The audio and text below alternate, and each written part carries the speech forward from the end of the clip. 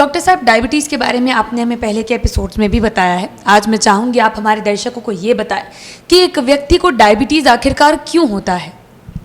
जैसा मैंने पहले भी बताया था, ये डायबिटीज़ जो है हमारे इंडिया में सबसे कॉमन है और सबसे बड़ा कारण हमारा इंसुलिन रेसिस्टेंस जो बॉडी है उसमें काफ़ी ज़्यादा रहता है।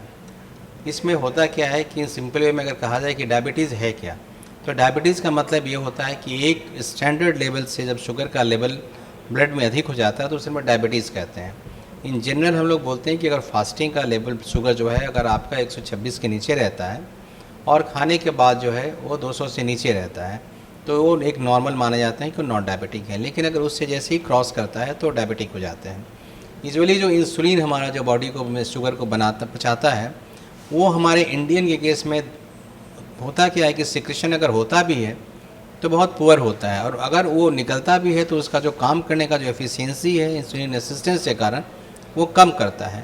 इसीलिए हमारे इंडियंस में डायबिटीज़ होने की संभावना सबसे ज़्यादा रहती है, और only due to physical inactivity, insulin resistance और हमारे यहाँ जो कार्बोहाइड्रेट का स्टेपल डाइट है उसको यूज़ जो हम कर रहे हैं वही बहुत बड़ा कारण है। जी डॉक्टर साहब, आप बार बार ये कह रहे हैं कि जो स्टेपल डाइट है ये बहुत बड़ा कारण है, तो मैं चाहूँगी आप दर्शकों को ज़रा विस्तार से समझाएं कि ये स्टेपल डाइट, इसमें क्या क्या चीज़ें शामिल होती है। यूजुअली हमारे यहाँ जो मैंने पहले ही बोला था कि जो हमारे खाने में जो प्लेट यूज़ करते हैं वो 3/4 सीरियल्स का यूज़ करते हैं।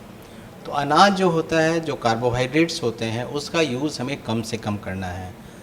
खासकर ज़्यादा से ज़्यादा है वो सलाद का यूज़ करें, वेजिटेबल्स यूज़ करें, प्रोटीन्स यूज़ करें और थोड़ी थोड़ी खाना में खाएं। क्योंकि यूजुअली हमारे यहाँ देखा क्या है, कॉन्सेप्ट क्या है कि ब्रेकफास्ट हम लोग करते हैं थोड़ा सा, दोपहर का खाना खा लेते हैं ज़्यादा और रात में 6 से खाना खा के सो जाते हैं, जो कि कहीं ना कहीं ये शुगर बढ़ाने का काम करता है।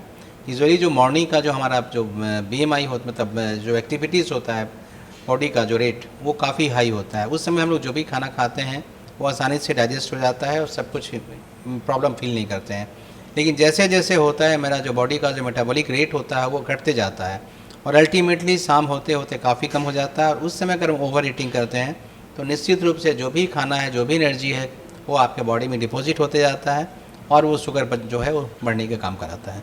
तो इसीलिए ये काइंडली मेरा रिक्वेस्ट यही होगा कि खाने को बिल्कुल उल्टा मतलब इन्वर्टेड ट्रायंगल कर दें। जो पहले जस्ट करते थे कि नीचे से ऊपर से नीचे बढ़ता जाता था, ठीक उल्टा करें कि ऊपर से नीचे वो घटता जाए। तब उस कंडीशन में आपका ओबेसिटी भी कंट्रोल होगा, डायबिटीज़ भी कंट्रोल होगा और अदर हार्ट डिजीज़ भी कंट्रोल होगा।